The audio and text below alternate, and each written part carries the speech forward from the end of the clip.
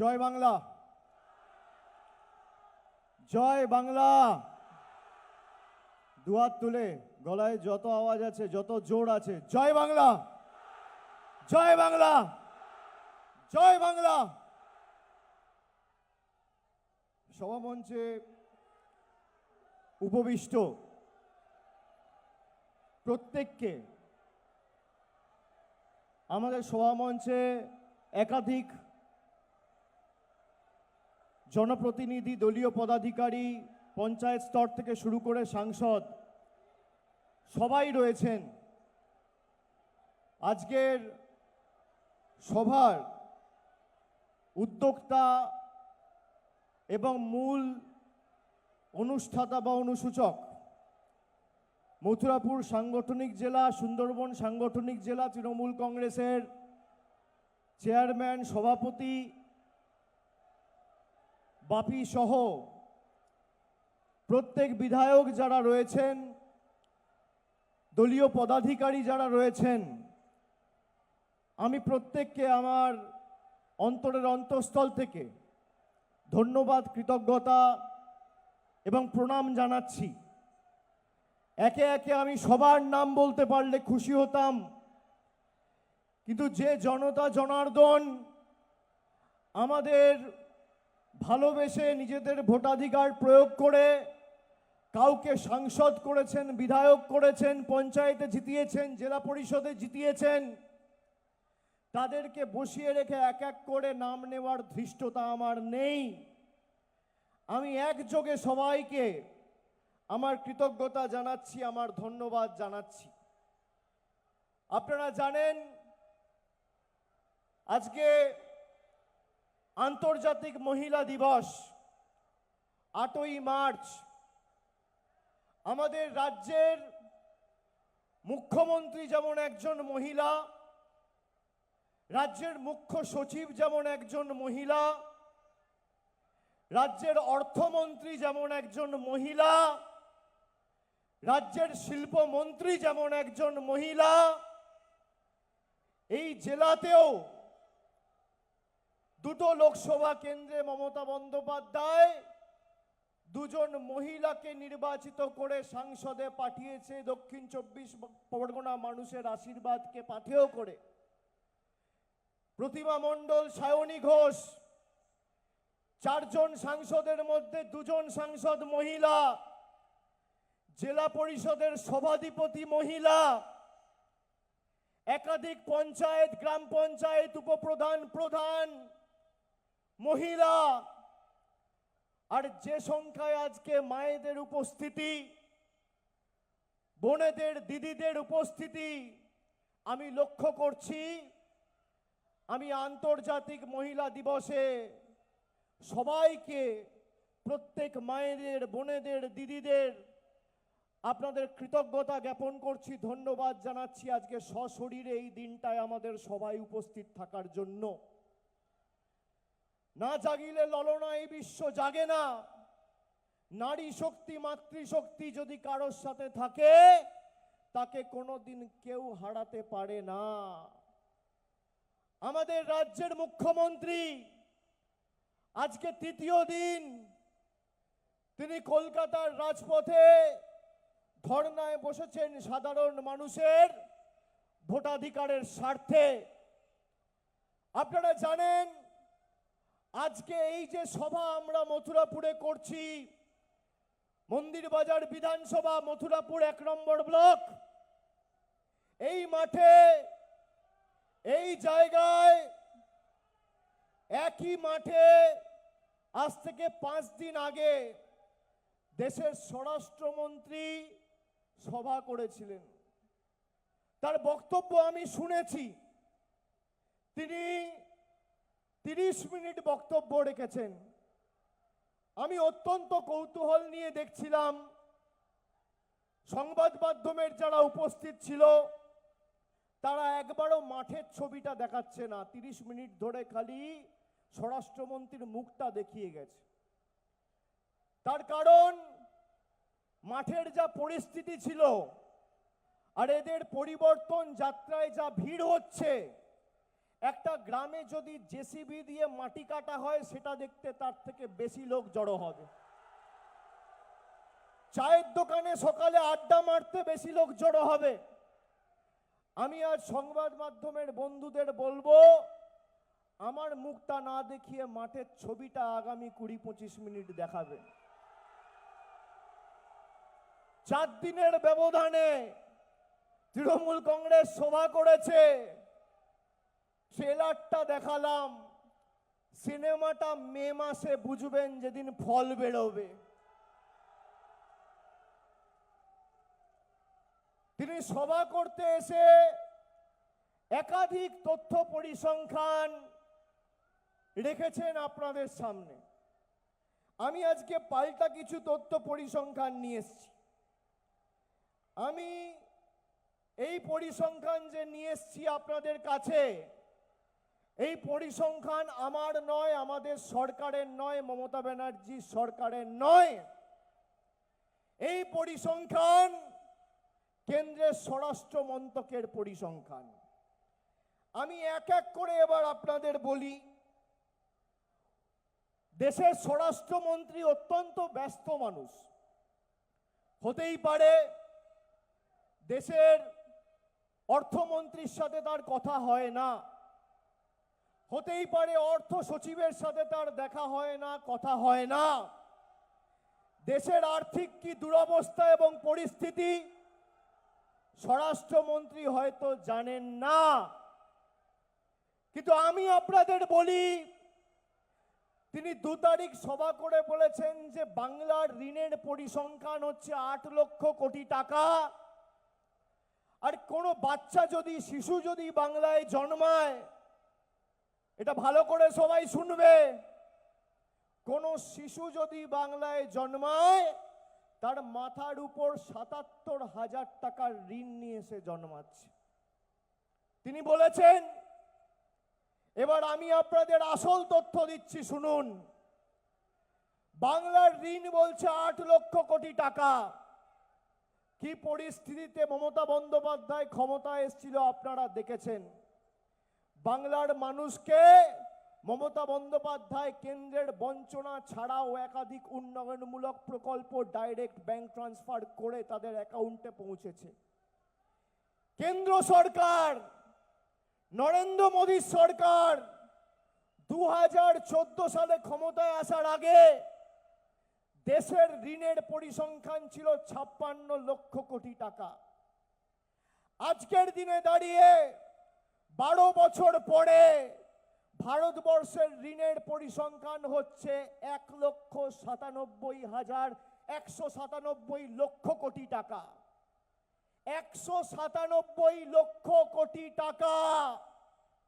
একটা শিশু যদি ভারতবর্ষে জন্মায় তাহলে তার মাথার উপর ঋণের পরিমাণ আর পরিসংখ্যান হচ্ছে 1,44,000 টাকা। এর দায় একমাত্র নরেন্দ্র মোদী আর অমিত শাহের। আর আমার পরিসংখ্যান যদি মিথ্যে হয়, আমার বিরুদ্ধে মিথ্যে মামলা করে নরেন্দ্র মোদী সরকার প্রমাণ করুক কে সত্যি কথা বলছে, কে মিথ্যে কথা বলছে। এ তো সবে শুরু, দাঁড়ান, এখন অনেক আছে।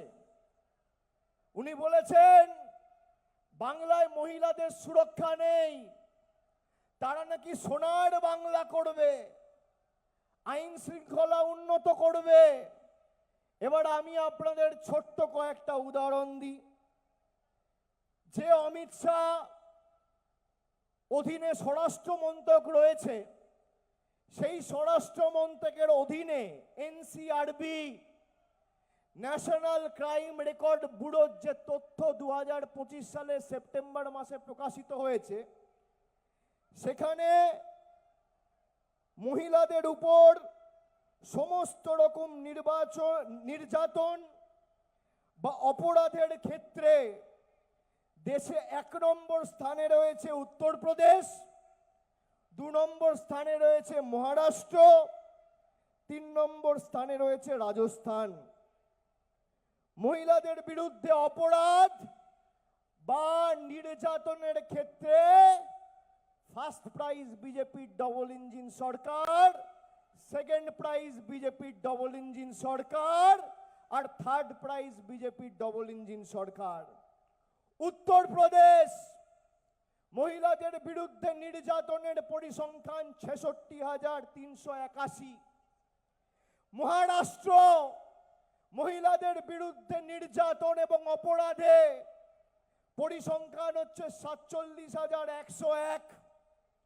রাজস্থান মহিলাদের বিরুদ্ধে নির্যাতন এবং অপরাধের ক্ষেত্রে পরিসংখ্যান হচ্ছে 45,450। পরেরটায় আসি, এবার আসি ধর্ষণের ঘটনা। ধর্ষণের ঘটনায় সারা দেশের মধ্যে কোন রাজ্য সব থেকে এগিয়ে?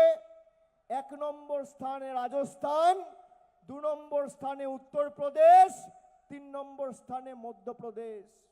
অর্থাৎ ধর্ষণের ক্ষেত্রে গোল্ড মেডেল বিজেপির ডবল ইঞ্জিন সরকার, ধর্ষণের ক্ষেত্রে সিলভার মেডেল বিজেপির ডবল ইঞ্জিন সরকার, আর ধর্ষণের ক্ষেত্রে ব্রোঞ্জ মেডেল বিজেপির ডবল ইঞ্জিন সরকার।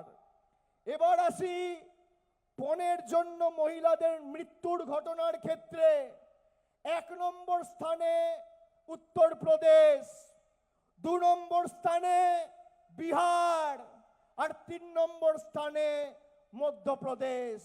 তিনটেই ডবল ইঞ্জিন সরকার।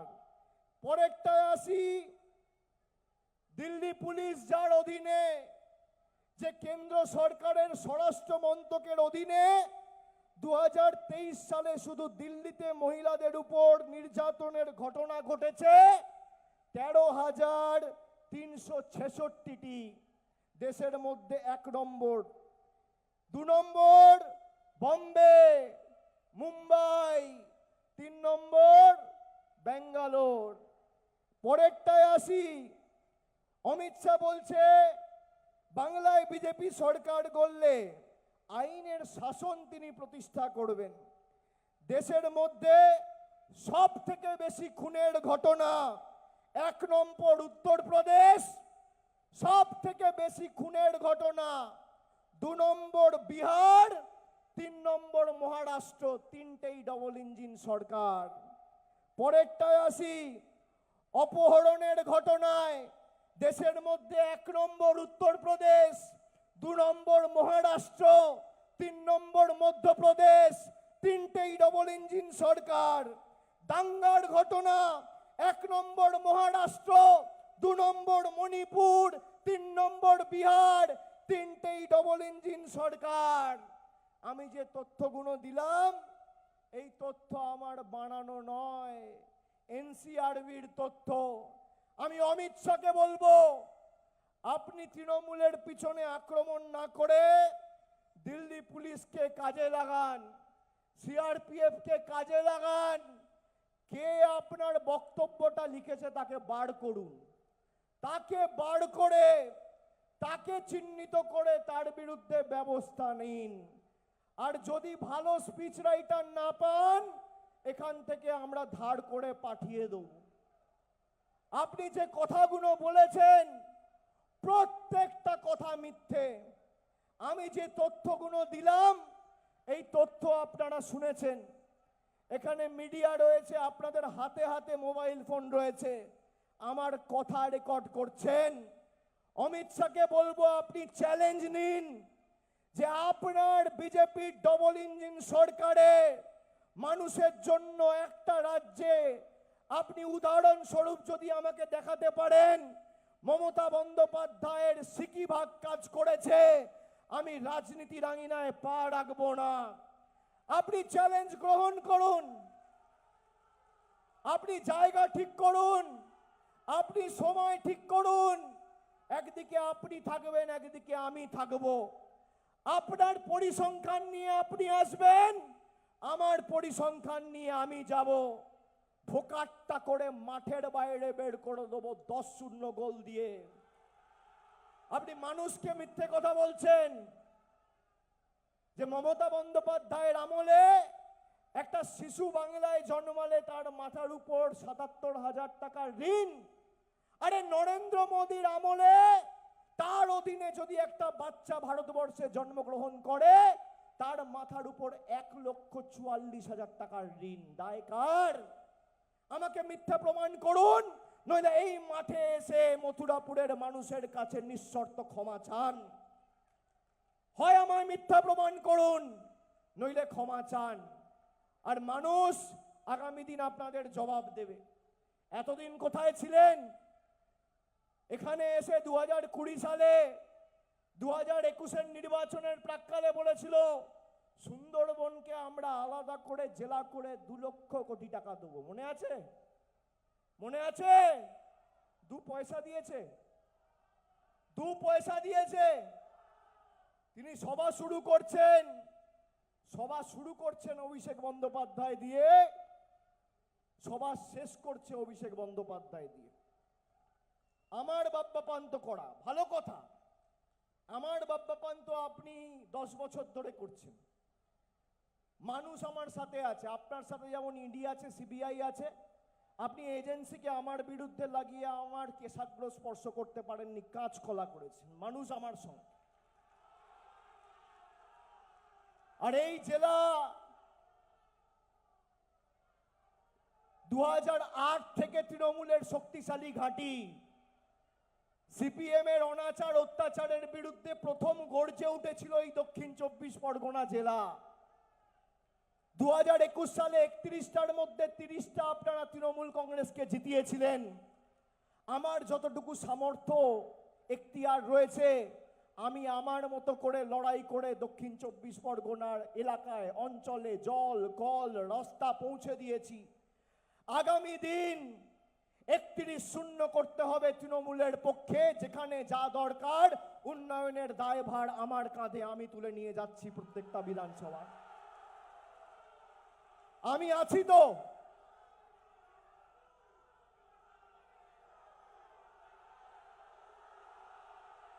আপনারা ঐক্যবদ্ধ হয়ে লড়াই করুন।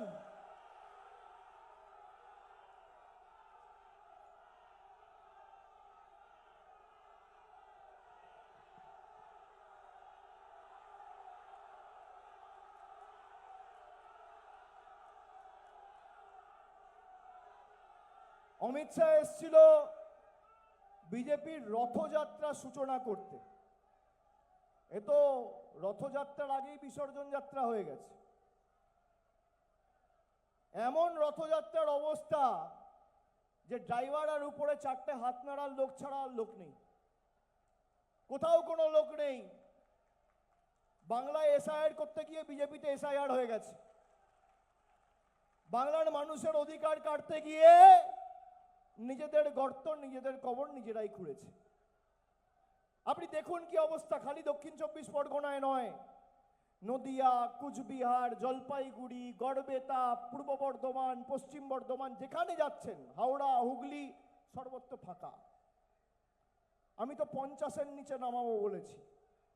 খালি দক্ষিণ 24 পরগনার দায়িত্বটা আপনাদের, যাতে বাকি বাংলার অন্যান্য প্রান্তে আপনাদের লড়াই আমি সৈনিকের মতো লড়ে এদের 50-এর নিচে নামাতে পারি। কিন্তু 31-0 দক্ষিণ 24 পরগনাকে তৃণমূলের পক্ষে করার দায়িত্ব আপনাদের সবাইকে নিতে হবে। অমিত শাহ এসে বলেছেন दीदी अगले बार जीत के आए तो भाईपो का शासन होगा, अभिषेक बनर्जी प्रदेश चलाएगा। তাই নাকি? আমি জানি না অমিত বাবু, সম্মানীয় স্বরাষ্ট্রমন্ত্রী, আপনি বাংলার রাজনীতি কতটা ফলো করেন, কতটুকু নজর রাখেন। আমি 2014 সালে সাংসদ হয়েছি, আজকে 2026, 12 বছর। আমি আজ পর্যন্ত আমার লোকসভা কেন্দ্রের বাইরে আজ পর্যন্ত কোনো সরকারি অনুষ্ঠানে যাইনি। আমি আজ পর্যন্ত কোনো শিল্প সম্মেলনে যাইনি। আমি আজ পর্যন্ত কোনো খেলায় যাইনি, কোনো মেলায় যাইনি।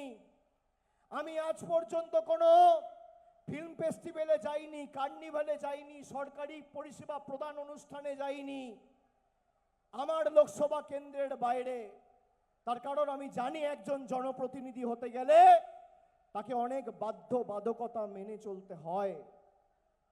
আমি একবার নয়, দুবার নয়, তিনবার নয়, মানুষের সামনে অগ্নি পরীক্ষা দিয়ে একবার ৭১,০০০, একবার ৩,২২,০০০ আর একবার ৭,১১,০০০ ভোটে জিতেছি। আমি জানতে চাই, অমিত শাহ, আপনার ছেলে কোন অগ্নি পরীক্ষার দিয়ে আইসিসির প্রেসিডেন্ট হয়েছে? মানুষকে বলুন, কোন অগ্নি পরীক্ষা দিয়েছে? বিসিসিআই সেক্রেটারি, আপনার দলের লোকেরা, সৌরভ গঙ্গোপাধ্যায়, বাংলার গর্ব, বাঙালির গর্ব, তাকে দালাল বলছে। আপনার ছেলে কোন অধিকারে, কোন অগ্নি পরীক্ষা দিয়ে ইন্টারন্যাশনাল ক্রিকেট কাউন্সিলের সভাপতি হয়েছে? আমার লড়াই বাংলার মানুষ দেখেছে। প্রধানমন্ত্রী সভা করে এসে এখানে থ্রেট দিয়ে গেছিল, বলেছিল ভাইপোকে জেলের ভাত খাওয়াবো, পার্টি অফিস বন্ধ করে দেবো। আমতলায় তৃণমূলের পার্টি অফিসে জোড়া ফুলের পতাকা আজও পথ পথ করে উঠছে, বিজেপির ঝান্ডা ধরার লোক দক্ষিণ ২৪ পরগনায় নেই। আপনার যদি বুকের পাটা থাকে, আপনি আসুন মথুরাপুর জেলায়। একদিকে আপনি থাকবেন, একদিকে আমি থাকবো। আপনি আপনার রিপোর্ট কার্ড নিয়ে আসবেন, আমি আমার রিপোর্ট কার্ড নিয়ে আসবো। আপনার মোদি বাবু ১২ বছর দেশের জন্য, রাজ্যের জন্য কি করেছে, আর আমাদের দিদি 14 বছরে বাংলার মানুষের জন্য কি করেছে? হবে নাকি তথ্য পরিসংখ্যানের লড়াই? লক্ষ্মীর ভান্ডার দিল কে? তৃণমূল কংগ্রেস। আবার কে? যারা সকাল বিকেল দাঁড়িয়ে মমতা ব্যানার্জিকে ব্যঙ্গ বিদ্রুপ করতেন, গালমন্দ বলতেন, আজকে তারাই লাইনে দাঁড়িয়ে যুবসাথীর ফর্ম ফিল আপ করছেন। কি সুন্দর! এটাই তো গণতন্ত্রের রীতি। আমরা যখন সরকারে, যারা আমাদের ভোট দিয়েছে, আমাদের সরকার, তাদের জন্য কাজ করতেও বদ্ধপরিকর, যারা বিরুদ্ধে দিয়েছে তাদের জন্য কাজ করতেও বদ্ধপরিকর। আর শুধু বলেনি, তিনি করে দেখিয়েছেন। ফেব্রুয়ারির ৫ তারিখ বাজেট হয়েছে, সেখানে যুবসাথীর কথা ঘোষণা হয়েছে। আর আজকে ৮ তারিখ মার্চ মাসের, ১ মাস হয়েছে। ১ মাসের মধ্যে ইতিমধ্যে ব্যাংক অ্যাকাউন্টে টাকা ঢুকতে শুরু করে দিয়েছে যুবসাথী। আজকে রবিবার, ব্যাংক বন্ধ। সোমবার মঙ্গলবারের মধ্যে যে ৭৯ লক্ষ যুবকেরা যুবসাথীর জন্য ফর্ম ফিল আপ করেছেন, সবার অ্যাকাউন্টে মামাটি মানুষের সরকার টাকা পৌঁছে দেবে দুদিনের মধ্যে। আপনি কি করেছেন? আপনি সপ্তম পে কমিশনের কথা বলেছেন। বাংলার বাজেট পড়েছেন? বাংলার বাজেটে মমতা বন্দ্যোপাধ্যায় সপ্তম পে কমিশনের কথা ঘোষণা করেছে। আপনার যে ভাষণ লিখেছে, আপনি তাকে ধরে আগে তার বিরুদ্ধে ব্যবস্থা নিন। কিচ্ছু জানে না, পিছনে বাংলায় কি লেখা আছে একটা শব্দ পড়তে পারবেন, বাংলায় কথা বলতে পারেন, বাংলা বলতে পারেন। তার দলের মন্ত্রী সুকান্ত মজুমদার, তাকে বলছে সুকান্ত মজমুদার। কি অবস্থা! আর সে তল্পিবাহক স্টেজে বসে হাসছে, কৃতদাস।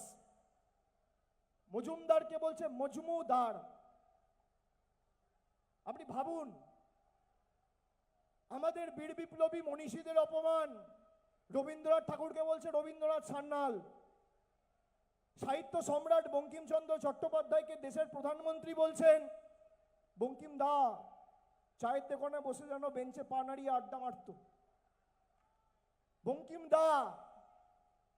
স্বামী বিবেকানন্দকে বলছে অজ্ঞ বামপন্থী প্রোডাক্ট। ঈশ্বরচন্দ্র বিদ্যাসাগরের মূর্তি ভাঙা হচ্ছে। এই দক্ষিণ ২৪ পরগনায় আপনি বলুন তো, আপনার বিপদে আপদে একটা বিজেপির লোক কোনোদিন একটাকে ফোনে পেয়েছেন? কেউ গেছে? যারা ধর্মের বিভাজনের ভিত্তিতে রাজনীতি করে, তারা রাজনৈতিকভাবে দেউলিয়া। তাদের হাতে রাজনীতি করার অস্ত্র নেই। রাজনীতির অস্ত্র হচ্ছে কর্মসংস্থান, বাসস্থান, জল, কল, রাস্তা, লক্ষ্মীর ভান্ডার। যেটা মমতা বন্দ্যোপাধ্যায় দিয়েছে, এই দক্ষিণ 24 পরগনায় আবাসে যত নাম ছিল 95% নাম ক্লিয়ার করে মমতা বন্দ্যোপাধ্যায় প্রত্যেককে দক্ষিণ 24 পরগনা জেলায় বাড়ির টাকা পৌঁছে দিয়েছে সম্পূর্ণ নিজের কোষাগার থেকে। সে জয়নগরের হতে পারে, সে রায়দিঘির হতে পারে, সে নামখানার হতে পারে, পাথর প্রতিমার হতে পারে, মগরাহাটের হতে পারে, বজবজের হতে পারে, ক্যানিং এর হতে পারে। প্রত্যেকটা জায়গা থেকে যারা এক বুক আশা আকাঙ্ক্ষা নিয়ে 3, 4, 5 বছর ধরে ফর্ম ফিল আপ করে বাড়ির জন্য অ্যাপ্লাই করেছিল, কেন্দ্র সরকার এদের টাকা আটকে রেখেছিল। আমাদের রাজ্য সরকার সম্পূর্ণভাবে নিজেদের কোষাগার থেকে কেন্দ্রের কোনো সাহায্য ছাড়া বাংলা জুড়ে প্রায় 34 লক্ষ প্রকৃত প্রাপকদের বাড়ির টাকা 1,20,000 টাকা পৌঁছে দিয়েছে। আপনি আসুন, লড়ুন তৃণমূলের সাথে। পরিবর্তন চাই তাই নাকি বিজেপি চাই না, কি বলেছে তারা? পাল্টানো দরকার বিজেপি সরকার।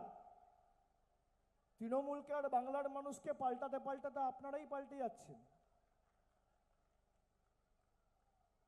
খেলায় না পড়লে বেড়াল গাছে ওঠে না। আগে জয় শ্রীরাম বলে সভা শুরু করতে হতো, এখন জয় মা দুর্গা বলে শুরু করতে হচ্ছে। পাল্টাচ্ছেন আপনারা,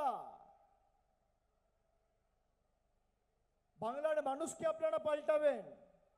যে বাংলার নবজাগরণে স্বাধীনতা আন্দোলনে পথ দেখিয়েছিল, সেই বাংলাকে আপনারা পাল্টাবেন। বহিরাগত জমিদার জুমলাবাজ দাঙ্গাবাজরা এসে বাংলা পাল্টাবে? আপনারা বাংলার মানুষকে ভাতে মারতে চেয়েছেন। আপনারা বাড়ির টাকা বন্ধ করেছেন, মমতা ব্যানার্জি দিয়েছে। আপনারা জলের টাকা বন্ধ করেছেন, আমরা দিয়েছি। আপনারা গরিব মানুষের 100 দিনের টাকা বন্ধ করেছেন, আমাদের সরকার দিয়েছে। এই যে লক্ষ্মীর ভান্ডারের টাকা ক পয়সা দিয়েছেন গত 5 বছরে? 10 পয়সা দিয়েছে লক্ষ্মীর ভান্ডারে, প্রমাণ করতে পারবেন? প্রতি বছর 30,000 কোটি টাকা খরচা করে আমাদের সরকার লক্ষ্মীর ভান্ডার দেয়।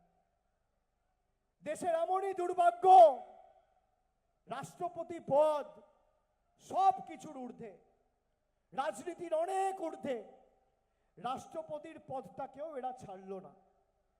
গতকাল রাষ্ট্রপতিকেও রাজনৈতিক আক্রমণ করিয়েছে মমতা বন্দ্যোপাধ্যায় সরকারকে। আমি আপনাদের খালি একটা ছবি দেখাবো।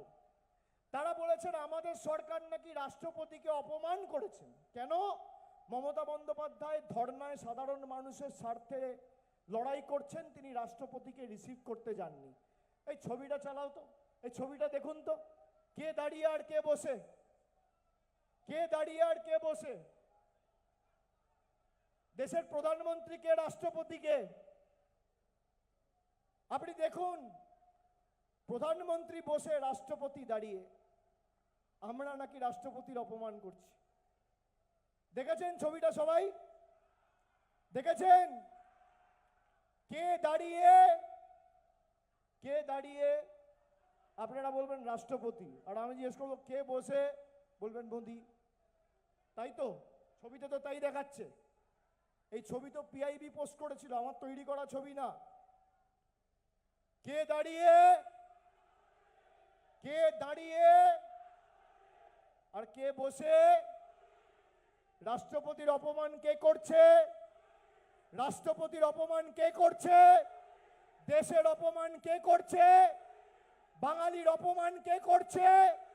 বাংলার অপমান কে করছে? বাংলার মানুষকে শাস্তি কে দিচ্ছে? আপনারা দেখুন, ছবি দেখালাম। যখন মণিপুরে প্রায় 3 বছর ধরে আগুন জ্বলেছে, একের পর এক জনজাতি মূলবাসীদের উপর অত্যাচার হয়েছে, রাষ্ট্রপতির থেকে আমরা কোনো কিছু শুনতে পাইনি। যখন রাম মন্দির উদ্ঘাটন হয়েছে, একজন তপশিলি সম্প্রদায়ের মহিলা, জনজাতি মহিলা বলে রাষ্ট্রপতিকে উদ্বোধনী অনুষ্ঠানে আমন্ত্রণ জানানো হয়নি। যখন দেশের নতুন পার্লামেন্ট উদ্বোধন হয়েছে, রাষ্ট্রপতিকে একটা আমন্ত্রণ পর্যন্ত জানানো হয়নি। এগুলো মানুষ ভুলে গেছে। দেশের সেনাবাহিনী, ইন্ডিয়ার আর্মড ফোর্সের সুপ্রিম কমান্ডার হচ্ছে প্রেসিডেন্ট অফ ইন্ডিয়া। ভারতবর্ষের সাথে পাকিস্তানের যুদ্ধ হচ্ছে, লড়াই হচ্ছে। যুদ্ধ কখন শুরু হবে আর যুদ্ধ কখন শেষ হবে নির্ভর করে রাষ্ট্রপতি কি আদেশ দিচ্ছে তার উপর। যুদ্ধ শেষ হচ্ছে, আমেরিকার প্রেসিডেন্ট ঘোষণা করছে তারপর, আর রাষ্ট্রপতি চুপ। আমি নয়, জম্মু কাশ্মীরের তৎকালীন যিনি রাজ্যপাল ছিলেন সত্যপাল মালিক, তিনি সাক্ষাৎকার দিতে গিয়ে বলেছেন যে রাষ্ট্রপতি ঠিক করে না রাষ্ট্রপতি কার সাথে দেখা করবে, প্রধানমন্ত্রী সচিবালয় থেকে তালিকা যায় আপনি কার সাথে দেখা করবেন, কখন কিভাবে কার সাথে বসবেন। সে আজকে বেঁচে নেই, আমাদের মধ্যে নেই, কিন্তু সত্যপাল মালিকের সেই বক্তব্য কিন্তু আপনারা ইউটিউবে গেলে আজও পাবেন। আমি বলছি না, বিজেপি যাকে রাজ্যপাল করে জম্মু কাশ্মীরে পাঠিয়েছিল সেই ভদ্রলোক বলছে, আর অমিত শাহ এসে আমাদের জ্ঞান দেবে। আমাদের যে বুথে যেখানে যা দুর্বলতা রয়েছে কাঁধে কাঁধ মিলিয়ে এখন থেকে লড়াই প্রস্তুত করুন, সময় নেই। আমরা 4 মাস ধরে তৃণমূলের বিএলএ টুরা অক্লান্ত পরিশ্রম করে এসআইআর এ খেটেছে, আমি স্যালুট জানাই সবাইকে, কুর্নিশ জানাই। আপনারা না থাকলে আজকে অনেক বাঙালি আরো ক্ষতিগ্রস্ত হতো, তাদের হয়রানির শিকার হতে হতো। কিন্তু যেভাবে আপনারা লড়াই করেছেন আপনাদের কুর্নিশ জানাই। কিন্তু আর 2 মাস লড়াই, 2 মাস 50 দিন, আর যেখানে আমাকে যেতে বলবেন আপনার সাথে কাঁধে কাঁধ মিলিয়ে আমি লড়বো, আমি আছি। বুথ চিহ্নিত করুন, অঞ্চল চিহ্নিত করুন, তালিকা তৈরি রাখুন, অঞ্চলে যা লাগবে তালিকা তৈরি করে করে আমার কাছে পাঠাবেন। আমার অফিস থেকে অঞ্চল নেতৃত্বের সাথে সরাসরি যোগাযোগ রয়েছে, আপনারা জানেন।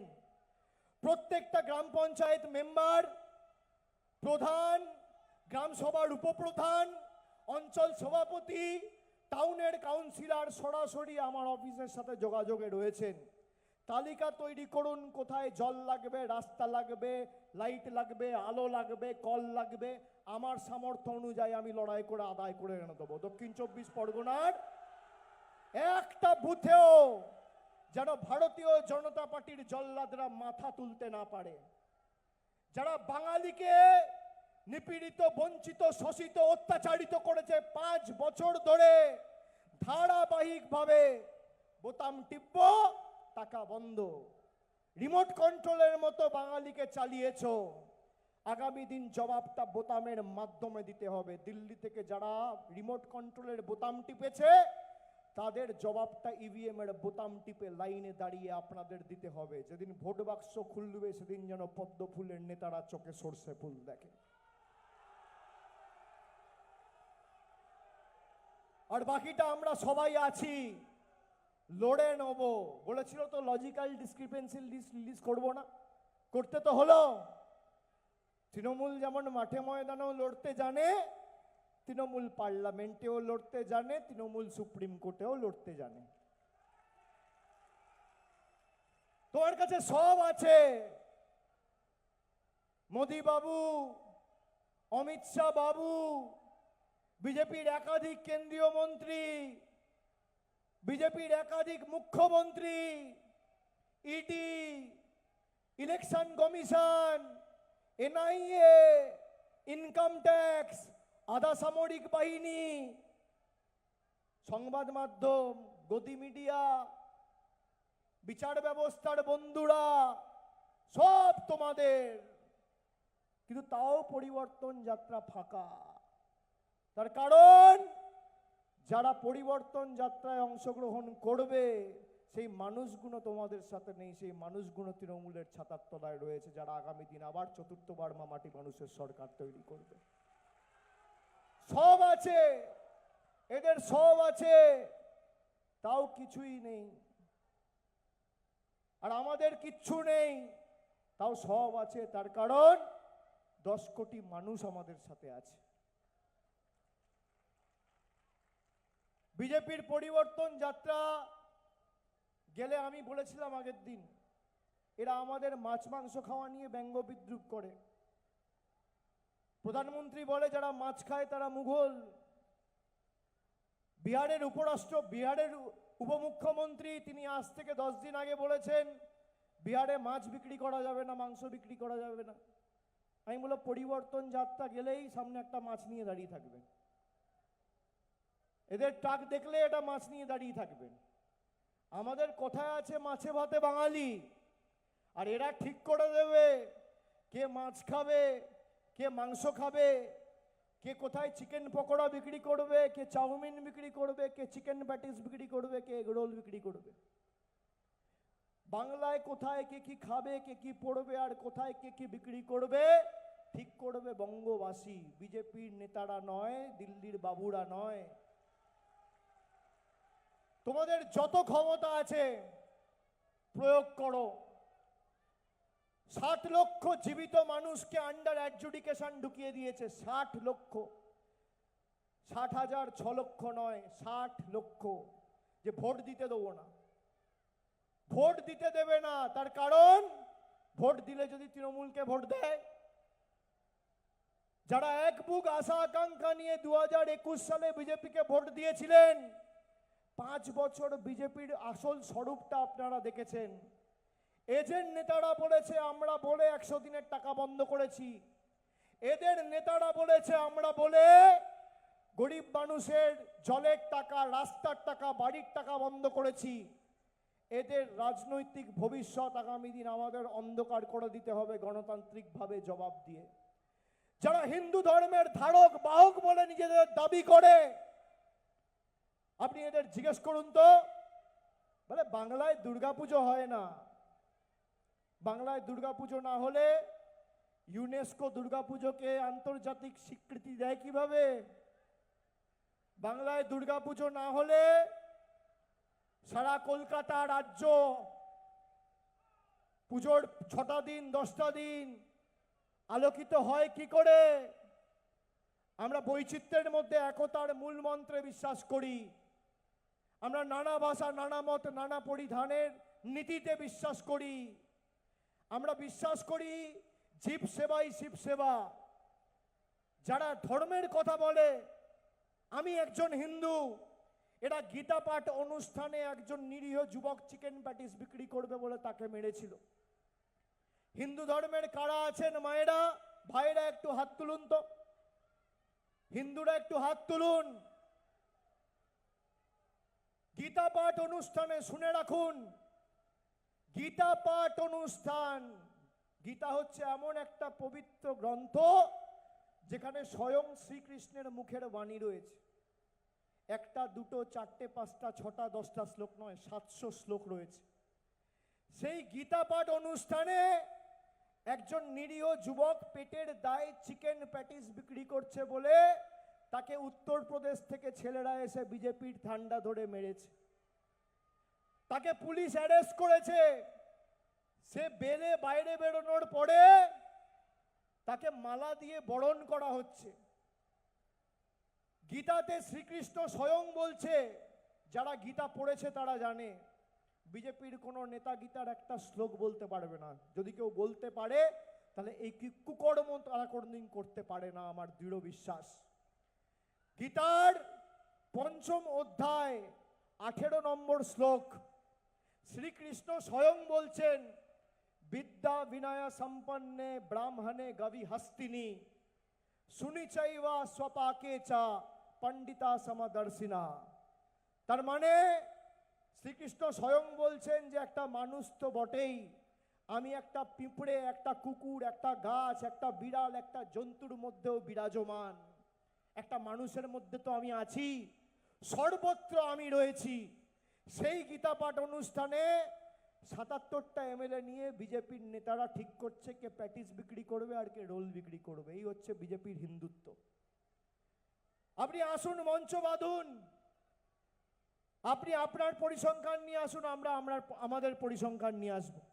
আমি তো চ্যালেঞ্জ দিয়ে গেলাম, কিন্তু আপনাদের দায়িত্ব কি, যে বুথে তৃণমূলের 200 লিড আছে আগামী দিন সেটা বাড়িয়ে 400 করতে হবে। যেখানে 400 আছে সেখানে 500 করতে হবে। যে বিধানসভায় তৃণমূলের 50,000-এর ব্যবধান রয়েছে সেটা 70 করতে হবে, যেখানে 25 রয়েছে সেটা 50 করতে হবে। দক্ষিণ 24 পরগনায় এমন অনেক বিধানসভা রয়েছে যেখানে আমরা লোকসভার ফলের নিরিখে প্রায় 1 লক্ষের ব্যবধানে এগিয়ে আছি, সেখানে 10টা ভোট হলেও বাড়াতে হবে। এই হচ্ছে আমাদের আজকে সবার অঙ্গীকার, এই হচ্ছে আমাদের আজকে সবার শপথ। বাকিটা নির্বাচন ঘোষণা হওয়ার দিন থেকে বুঝে নেব। চলবে না অন্যায়, টিকবে না ফন্দি, জনগণের আদালতে হতে হবে বন্দী। আর আমি তো আছি, নির্বাচন ঘোষণা হওয়ার পর প্রতি সপ্তাহে আসব, 2 দিন ছাড়া ছাড়া আসব। যেখানে যেতে বলবেন সেখানে যাব, যে বিধানসভায় ঢুকতে বলবেন, অঞ্চলে ঢুকতে বলবেন, ঐক্যবদ্ধ হয়ে লড়াই করব। কিন্তু আমাদের এই লড়াই শুধুমাত্র তৃণমূলকে জেতানোর লড়াই বা তৃণমূলকে জিতিয়ে দক্ষিণ 24 পরগনায় 31-0 তৃণমূলের পক্ষে করার লড়াই নয়।